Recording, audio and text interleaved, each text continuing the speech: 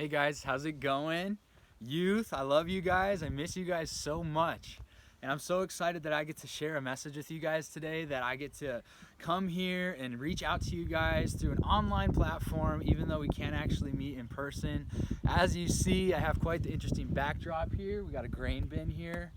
And that's because I'm out at my family's ranch right now, just trying to get away from the city, trying to get some fresh air in the midst of quarantine. Believe it or not, I'm sitting on a stack of tires right here, and this phone's resting on a four-wheeler.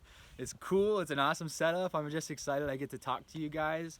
I've just been thinking so much about how it's so great that we have this technology to be able to communicate and reach out to each other and just to have community when we really can't be physically together, but we're together online. It's just so cool that God's given us this technology to do this, that we're not outside of church, we're not outside of youth group, because we can have it right here and we can be together right here.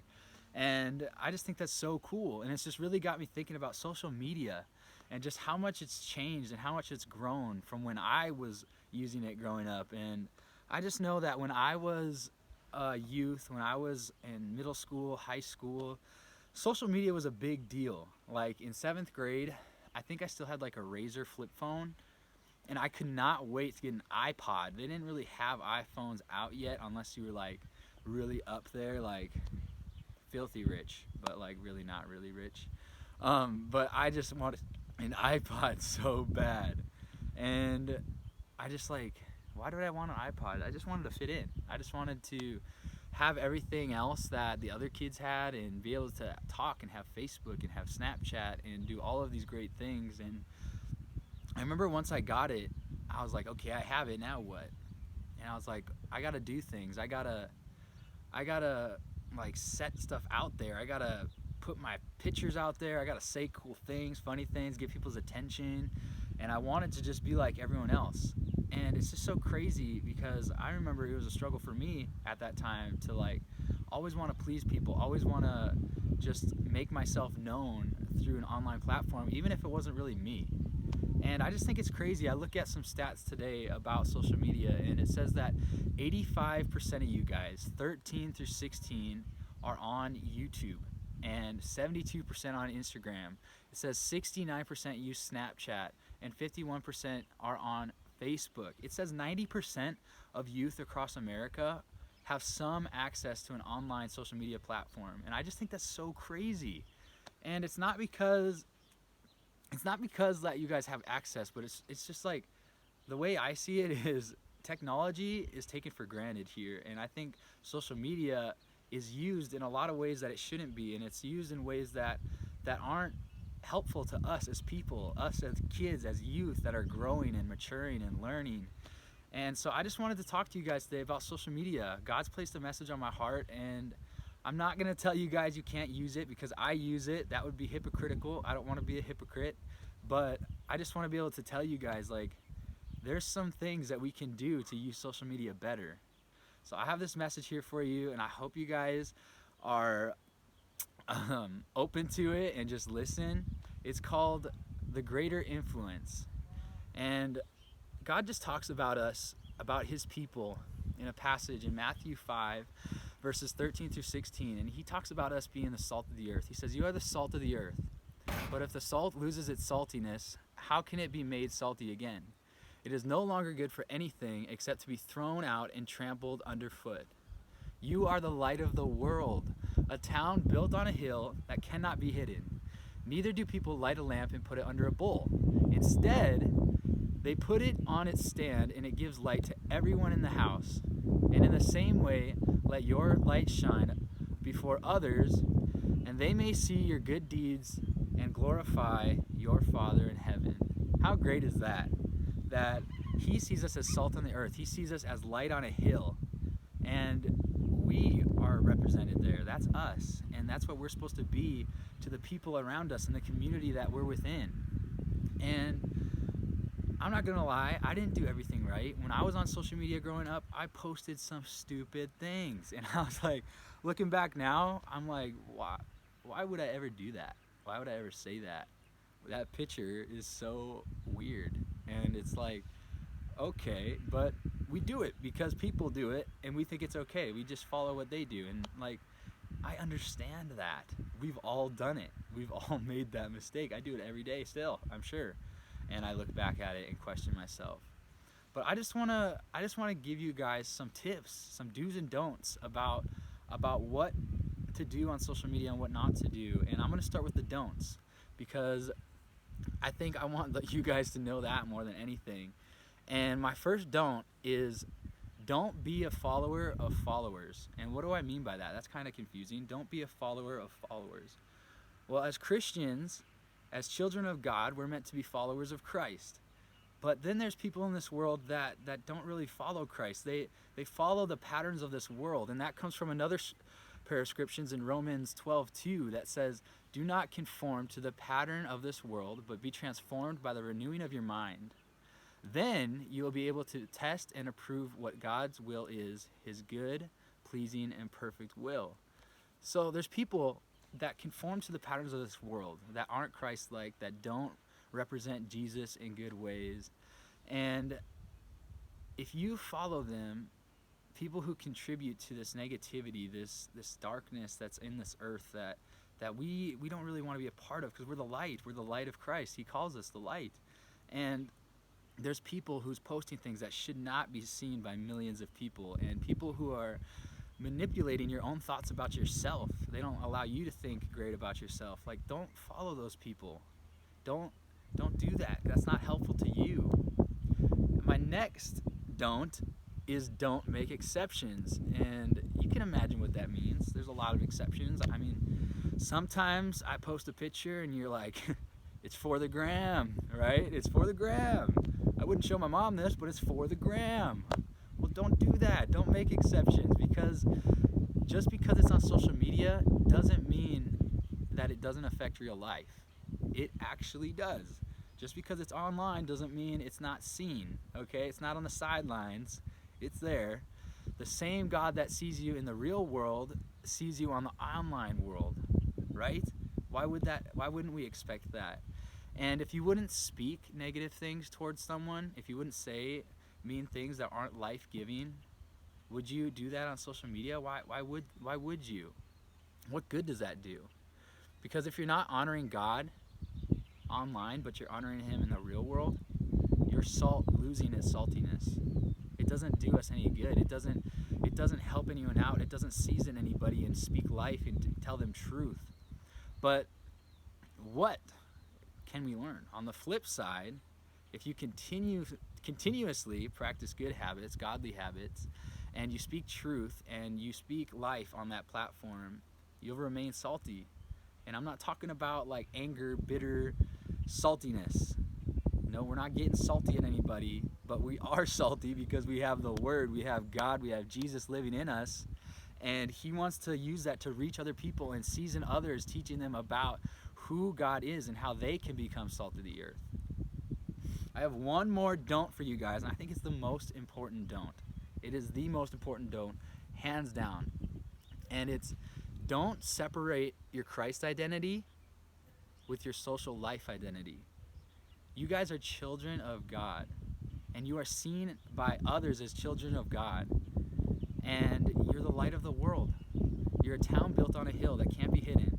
You guys are known. You guys are seen through others. More people are watching you than you know, and you can't hide, because you can't hide the light. You can't hide the light of Christ. If you have Christ in you, someone sees you.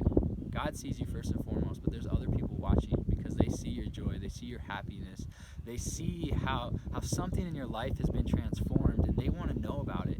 And that's why you got to be so careful about your online identity. You don't want to change yourself just because it's online. And don't change who you are for the sake of others to please them or to be accepted by them, because you're already accepted by Jesus. You don't need to prove yourself to anyone because you've already been accepted. And so that means don't fall easily into the patterns of everyone else. Don't fall into the patterns of this world. Posting pictures just like others, just because they do, doesn't mean it's okay, right?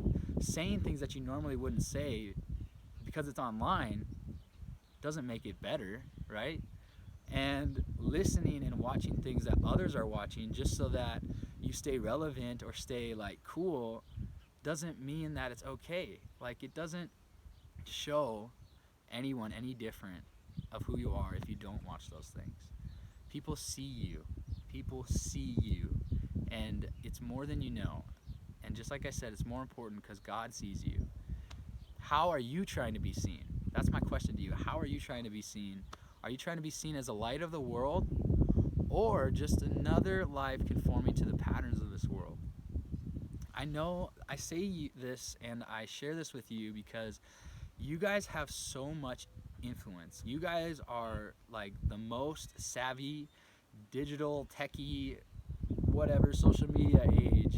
And especially now more than ever, you guys are always on it. You got TikTok, Snapchat, Instagram, Facebook. I can't make like the MySpace jokes because I didn't even use that. So I would say that, but I'm not going to.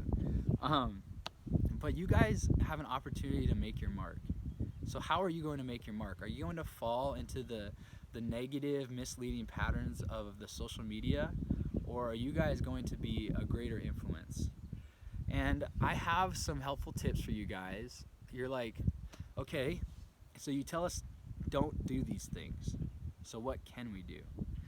I'm not telling you have to get off. You can use social media. Social media is so amazing. Look what it's been doing for our church.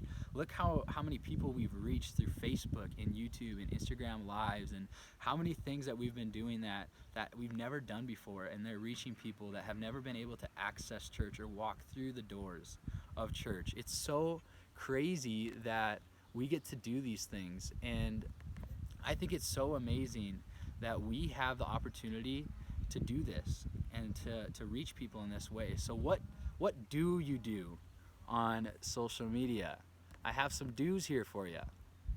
Number one first do show your faith. Be bold. Don't be afraid to tell others about God or what he's doing in your life. Don't be afraid to share your story and to tell people like, hey, God did this for me. God changed my life. He shaped me into the person that I am now. Because sometimes people look at you after you've encountered God and they're like, what happened to them? What in the world is going on? Like, that person used to be so crazy and used to do the craziest things. I almost want to say like the darndest things, because I'm out here on the ranch and you hear cows mooing probably, and four-wheelers, and I have a horse right over here that you guys can't see, but it's just crazy. But yeah, people do the wildest things, but they're so different now. They act so different. They act like they're happy, like they're filled with joy, like they're not bothered by this. But it's because you have Jesus. Don't be afraid to tell them why you've changed. You guys have no idea how many people are looking for answers to questions that they're not going to find on social media unless you guys are on it and you guys are sharing the light. So be the light for these people. They need a little salt sprinkled on them. You guys are the salt. The profession of your faith has the ability to lead people to Jesus. Remember that. Second, do set yourself apart. Be different. Don't do everything that everyone else is doing just for the sake of doing what everyone else is doing. Do something opposite. Do something different. Do something that's like, well, I did this, but this person here, this person who says that they're Christian and they follow God, they're doing something different. They're not posting the things that I post, and they're not saying the things that I say. They're a lot nicer than what I would expect, and it's kind of crazy, right? And you want to do things that are for the sake of honoring God. And it also, like, by honoring God, you're honoring yourself, and you're honoring your own image as a Christian, as a child of Jesus. And it's just it's so crazy when you can just set yourself apart and be different from a world that is so easily to fall into. I've fallen into it. I know that many leaders that you guys know have fell into it. We've all been there before. So I'm not telling you guys you are so wrong, that you are bad. No, because we've all done it. We've all done it. And another thing that you can do is just to show that your mind isn't controlled by what you see as you scroll, but is transformed by Jesus. And just show people that. Say, just because I look at all this negativity that I see on social media, I'm not going to speak into it. I'm not going to share it. I'm not going to beat this person down because everyone else is, not just because I'm scrolling on it. My mind's not influenced by that. My mind's influenced by Jesus and by the Word of God. And it's so awesome that we get to be that we get to do that. We get to set ourselves apart. I have one more do for you guys, okay? This is cool. Sorry, I had to fix my hat. It's getting windy. Okay, here we go. Use social media to be a greater influence. That is the line of the day. You guys are the greater influence. Show that the negative influencers of this world aren't who control it. Show them who the greater influence is. Be the light of this world, okay? And by being the light of this world, I don't mean just the glow on a face that someone sees through a screen. Like, that's not the kind of light we want to put out. We want to be a light that shines on the hearts of others through speaking truth and life into people's lives. And I'm telling you this because God didn't make you guys the most tech-savvy generation for no reason. There's a reason why you guys have so much skill and technique into using social media, and He has a purpose for you in this. You guys can change the world through how you guys share things on social media. I hope you know that.